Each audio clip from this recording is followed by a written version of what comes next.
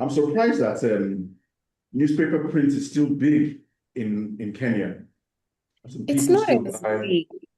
No, I wouldn't say it's as big as it should be. I don't even know. I haven't seen newspapers. Traditionally you'd find them in offices, you'd find them in when you Mhm. go to government stations and everything. I think we don't even do that anymore. So they're not as big, but because most of them are really now focusing on their digital strategies and how to Yeah. completely online. So that's what they're looking towards. And from your paper, it said that TV advert share in 2024 was 50.3% and radio at 27.10%. All right, so TV and radio still have I mean, from what I can see, that means they still have a dominant share of Yeah, media. yeah. So yes, so TV still has a dominant share. But in terms of, the different things that you look at it, right? So people are still watching TV, but how much time are they actually spending on TV? Share Hmm. of time spent. I think maybe again, like before the 2000s, before COVID, you'd find maybe up to 6 hours of TV viewership a day, right? But right now it's down mainly to news segments. So the 7 p.m. news, the 9 p.m. news, the rest of the time, people will probably be streaming something somewhere else. They'll be on YouTube, they'll be on Netflix. So it's shifting as well. So that means it also impacts the share of spend as well. Okay. We have some questions here. One of our participants said, with overall poverty rate of 40% 2022 in Kenya, mainly due in part to rising food prices, what is the best strategy to reconcile quality assurance with competitive pricing, bearing in mind consumer loyalty is increasingly hard to maintain? Let me see that. I mean that's an interesting one. Just can look at that why I try to explain that. And I mean, and if you look at the deck I did present, there are some pointers that brands should look at. We understand the issue around poverty, around quality assurance, around competitive pricing. Um, that's where the SKU, that's where the format comes into place. You know, a smaller SKU means that product is still within reach, even with the rising poverty, if we call it that way. A different format, probably carton packaging against a jar packaging, makes Mhm. the product cost of goods sold a bit down. People can still buy it. With increasing loyalty being hard to maintain, as I said earlier on, it's just being physically available. Honestly, if you go to the store, if what you want to buy, if you watch what you want to buy is not there, and another product that is plus 5 Kenyan shilling, and that's the only product there at that point. You won't walk back home empty-handed. Your kids are there, everybody is there waiting for you. You will buy what is there. So I mean, it's around formats, it's around SKU, it's around the quality of presence. It's not just being present, it's being present in that price tier, in that SKU that people can afford. That would be my response to that question. What do you mean? Thank you, Yeah. Paul. Thank you, Paul. Yeah, the other question is because we're looking at time, which platforms or channels are generally gaining influence in shaping consumer opinion today beyond the hype? Is social media really replacing traditional media in this regard? I would say yes, in my opinion. It is actually changing perception and influence. Because as you said, I think with the exception of radio, and Okay. I'd say regional radio, which remains quite influential in shaping opinion and especially in rural areas, just because of, the authenticity in terms of message, right? But also, so when you look at, and especially for younger audiences, I mean, what's shaping their opinion? It's the conversations on X, it's the conversations on TikTok, even though we know that, there's a lot of fake news on platforms like TikTok, but they still honestly will spend all their time there, and they'll see something there and you'll be having a conversation, and that's all they will talk about, right? So unfortunately, I would say this is unfortunate. And as I said, in terms of, the perception of, trust, and now not it being, a truth is a truth, a fact is a fact, right? And I think we're going into a scary place around the world with this, right? So that is actually shaping their opinion, and also certain influencers. And you've seen even this with the growing rise of influence. So certain content creators, and that's why we also try and highlight the voices that are actually shaping the opinions in the market, because those are the people to look to. So for example, if I was a very bad person, and during next year's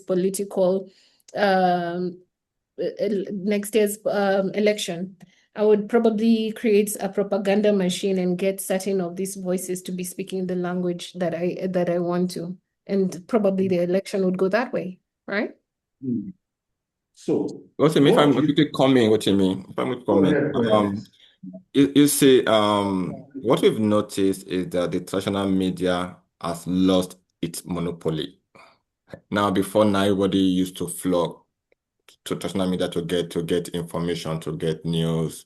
But I mean, the monopoly has been lost, and the social media is now there. And now you need to also remember that there's also been a bit of demographic shift. We have younger people in there, know their rights, and they want to get information. Honestly, I won't wait for the 7 p.m. news or the 9 p.m. news to get my information. Social media will break it as breaking news for me, and I'll get my information. And one other thing we also need to note is that the TV guys are also on social media now. BBC has this space in TikTok, Sky Sport has this space in so I mean the new norm is the social media. I mean the question we should be asking ourselves as brand owner, looking at that question again, is which social media should I really go for? Because there are a lot of them out there. There's the WhatsApp, there's the TikTok, there's the Snapchat, there's the Pin. I mean, which one exactly as a brand person should I go for? Because that's the new way of life. And as I said earlier on, our grandparents now do Twitter and send us news for us to read. So, I mean, it does that they have lost their monopoly and people will not wait till 7 p.m. and 9 p.m. to listen to any news or any stuff. I mean, we've gone past that stage now. Thanks, Paul, for shedding more light on that. Pete has a question. What are the most important things to track in terms of digital matrix for brands? These platforms keep coming up with tons of new terms. What is really the most important things to keep tab on? This is coming from Pete. So what do you think, Joyce? Let me answer it this way. I think you don't look at which digital metrics to look out for. You look at which are the most important metrics for you as a brand, right? In terms of what exactly are you trying to achieve? What is important for you? So are you launching something and you need it to become more visible and for consumers to be aware? Then in that case, which is the digital metric that matches that, right?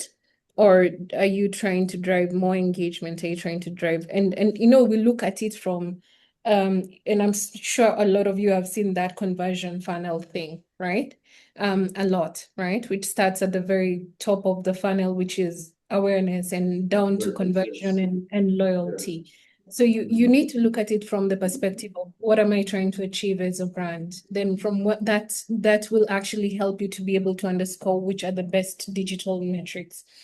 And there's also the conversation we have around what are vanity metrics, and which ones are the ones that actually really underpin performance marketing, right?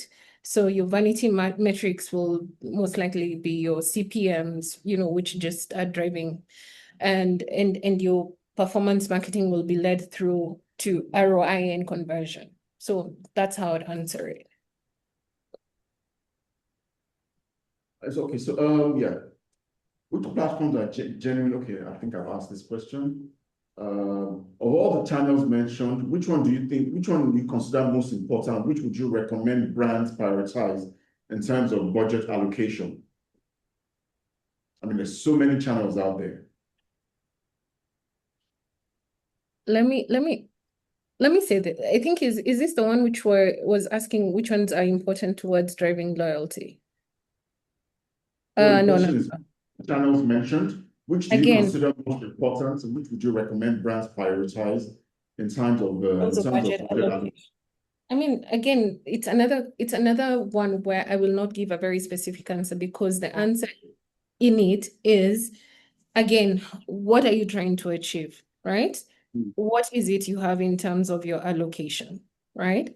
So let's give two examples. So brand A has 100 million shillings, right?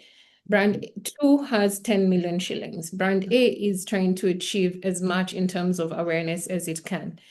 Brand B has, it's mainly trying to drive usage or trying to drive trial, right? So those are two brands, different budgets, have different objectives. Then those two brands, honestly, cannot have the same media mix, channel mix, because they're completely different, right? So this one would have to be one of the ones where you give me exactly what you're trying to achieve, what do you have, and then you can actually split that out into the best mix, right? So it's not an answer where I can tell you, oh, you go with TV or you go with radio, because each of these channels has a role, right? But it also has a price point at which you enter. TV is quite expensive, right? So in as much as maybe you're trying to drive awareness and it's maybe the best awareness driver, but you only have 5 million shilling, I'm not going to propose that to you because then I'll be spending all of your budget into achieving maybe a 50% reach in terms of for awareness, right? But that may not be effective. But I may actually be able to still split that out into, a bit of out of home, a bit of radio, and a bit of some online presence. And that gives you better reach. It drives better engagement. And so you're actually even moving beyond that one metric, which was awareness, and getting a lot more. Okay, one last question, and let's just keep it very short. How can corporations better integrate informal market data and offline consumer behavior into their decision making, especially in markets like Kenya, where not all consumption is digitally visible? I mean, from what just short answer, from what you said earlier on, we could still see people using radio in the rural areas, in the local languages. So people have not actually gone away from those stuff. So for the literate people, for the informal marketization, for the offline people, they still get this stuff from the TV and from the radio. However, because of the demographic shift, where to be really now is the social media. Okay. Thank you very much, Paul. Joyce, any last thoughts? I think yes. And I've seen a lot of people speaking towards brand loyalty. And I think for me, it will be to leave you with one provocation, that brand loyalty is actually dead. Yeah, sure. Right? I mean, just think about your product portfolio that you have in your house right now. Would you consider any of the things that you use or consume something that you're tied to? I will tell you, almost all consumers will tell you no. So for brands, I think the one thing we need to understand and to know is that consumers will not be loyal to you as a brand. You have a lot of work to do. You have a time and a space in which you may be dominant or you may be growing. So you have to continuously work at it. And I think that's it for me.